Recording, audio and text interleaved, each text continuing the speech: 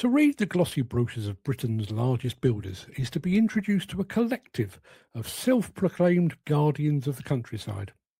Yet, a persistent trail of regulatory fines and polluted watercourses tell a completely different story.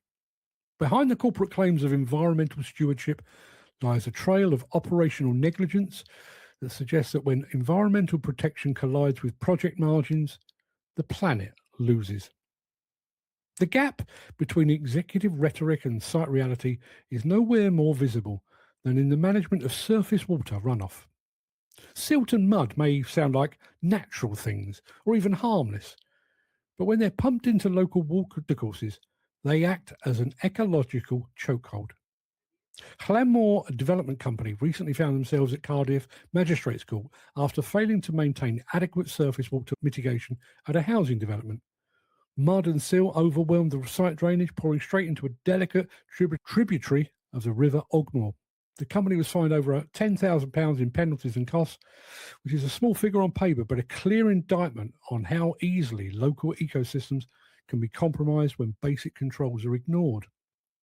Further north in Yorkshire, Harron Homes demonstrated an even greater disregard for local waterways at a site near Huddersfield.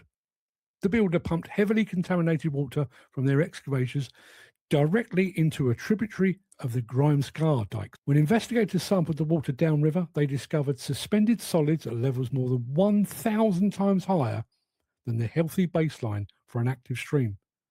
This dense grey sludge coats riverbeds, smothers aquatic vegetation, kills insect life, and suffocates fish eggs before they can hatch. The courts responded with a £120,000 fine, exposing the ecological cost of treating nearby watercourses as free drainage channels. This operational carelessness is not confined to regional builders either. Taylor Wimpey, one of the nation's most prominent house builders, consistently highlights its commitment to creating sustainable green communities. That commitment looked rather thin at Cardiff Crown Court, where the company was handed down a massive £480,000 fine for polluting the River Cadoxton.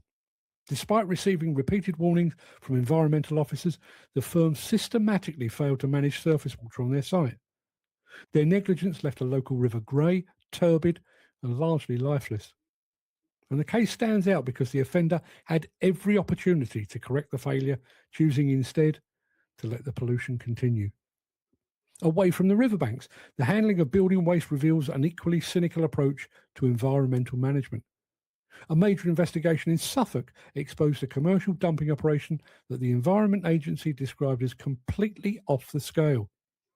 Between 2016 and 2018, haulage and waste firm Nicholls Limited thundered thousands of lorries through narrow village lanes to dump over 120,000 tonnes of construction debris across 2 local farms without permission. The site operators bypassed legitimate waste facilities to gain a distinct commercial advantage, while the East Suffolk Water Management Board turned a blind eye to the mountain of waste that was accumulating on the land. When the scheme was broken up, housing developers, including Howard Construction, Barcon and Landex, were all brought to court. They simply handed over their waste without performing basic duty of care checks to see where it would end up.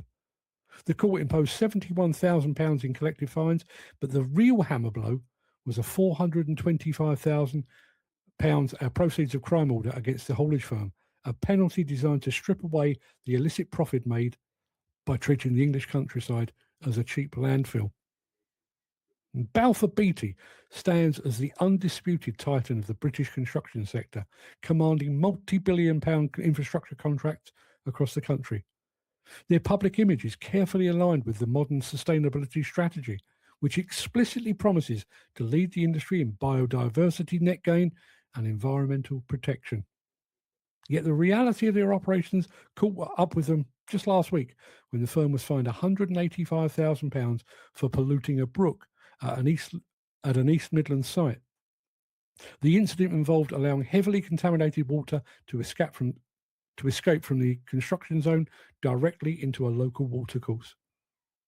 When the single largest contractor in the kingdom, an organisation with unparalleled access to capital, technical expertise and a dedicated environmental compliance team, fails to manage basic site runoff, it highlights the core of the issue.